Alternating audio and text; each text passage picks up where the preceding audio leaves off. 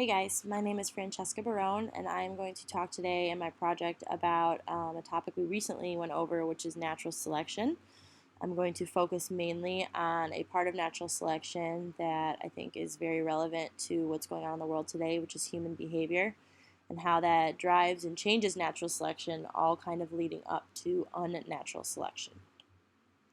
So I've broken it down here in the diagram into three categories: overpopulation, global warming, and hunting. We're going to start with overpopulation and how that affects natural selection.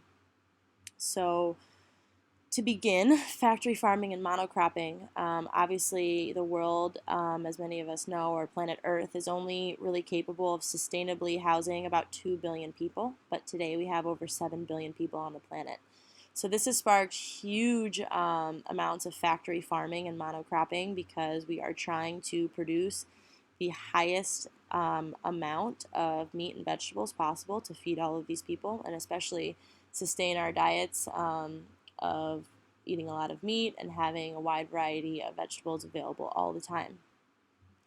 So what happens here is that with factory farming, animals that are meant to live outside and roam are now being um, grown or housed in giant factories. And the problem with this is that animals being inside these giant factories and being killed and being crammed in tiny cages promotes a lot of disease and bacteria. So to counteract this, farmers and factory owners are now using huge amounts of antibiotics, either in the animal's bloodstream, through pills, or in their feed. And what's happening here with these huge amounts of antibiotics becoming exposed to these animals every single day, they're gaining huge amounts of chemical resistance to them. So when a virus or bacteria comes along that harms the animal, it's a lot stronger and more resistant to antibiotics than normal, and it's changing the genetic makeup and the natural evolutionary process of an animal's genetic makeup by use of these antibiotics. Kind of the same thing is happening with crops. Um, since farmers are so interested in producing the highest amount of yield possible, we've started over the past couple hundred years a thing called monocropping, which is instead of growing a diverse range of different species of a certain vegetable or crop, we're growing one specific species, which is cheaper for the farmer, it's easier, and they don't have to kind of adjust their techniques depending on what the species of crop needs. It's kind of just they pick one strain that has the highest amount of yield, and that's all that they grow. The problem with this is that it makes the crop extremely susceptible to species extinction, because if a bug or a virus comes along that's going to endanger that crop, instead of having in a natural world a wide variety of species of that crop, maybe the virus would only affect one or two of those species. Here, it's going to affect the entire farm or the whole lot of thing that we are growing, because we're only growing one kind. So this is a very unnatural thing that's happening, and it's causing big problems with superbugs and chemical resistance because we're using such high amounts of herbicides and pesticides. Kind of a similar thing here over to the right with overfishing.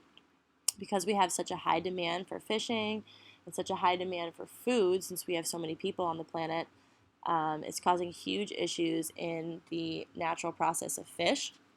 So because we're capturing such huge amounts of fish out of the oceans, not only have we started factory farming fish, but fish are starting to sexually mature at much younger ages because we're killing them off so early in their life.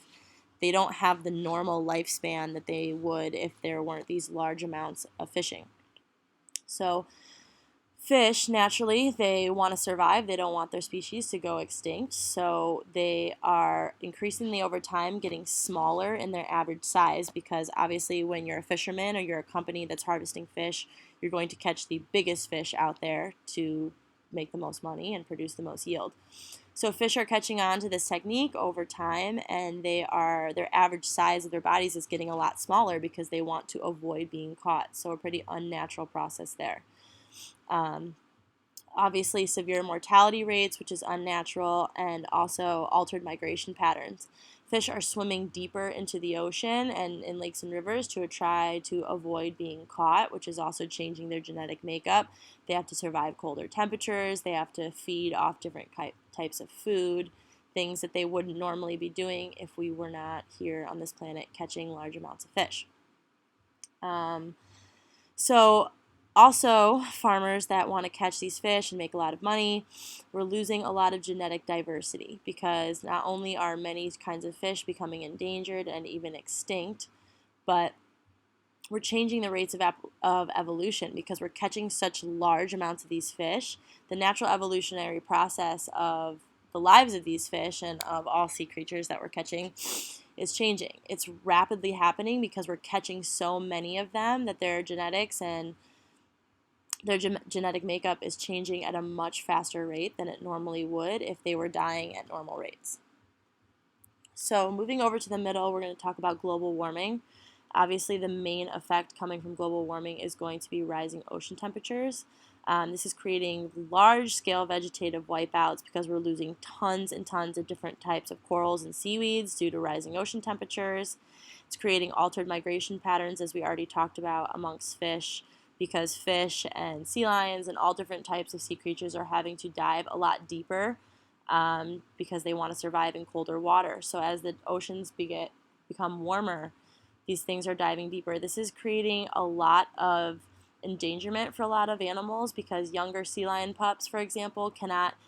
The fish are diving deeper to live in colder waters, and animals, sea mammals, have to dive deeper to be able to catch the fish and survive. So a lot of pups and younger sea creatures are not able to dive so deep, and they're washing up on the shores, and they're dying in much higher rates than they normally would due to starvation.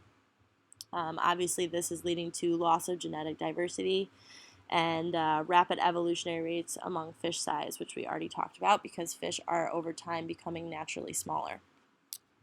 Lastly, over to the right, we're going to talk about hunting. So trophy hunting and game hunting, obviously a human behavior.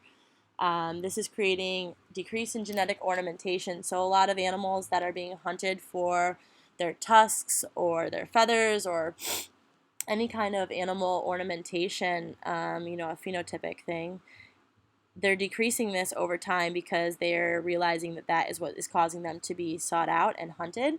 So they're becoming less and less common, which is changing mating patterns, increased competition among males, and rapid species endangerment. As far as game hunting, similar to fishing, altered migration patterns are becoming more frequent because these animals do not want to be hunted and becoming endangered. So they're changing where they mate, they're changing where they live, and because of that, their genetic makeup is changing depending on temperatures and patterns of migration and where they're going. This is all kind of leading to modified sexual selection patterns. So all of these things, obviously these are just some of the effects of human behavior, but all of these things are leading to what I broke down into 5 really major components of evolution. Unnatural change in phenotypic frequencies due to the unnatural things that are happening on the earth. The animal's phenotypic frequencies are changing based on where they're living, where they're going, how they're migrating, how they're, their genetic ornamentation. We're having major loss in species diversity, unnatural speeds of evolution because we're harvesting and killing off such large amounts of animals and crops at a time. It's driving their evolutionary patterns in a much quicker way than what would normally happen if we weren't doing this. Severe species endangerment risks and genetic modification in an attempt to avoid large mortality rates like we've been talking about. Obviously, we're killing off such large amounts of these animals that genetic modification is happening because naturally they do not want to become extinct. So all these things I've linked down at the bottom to unnatural selection, all kind of led by human behavior and how that's changing natural selection and changing evolution.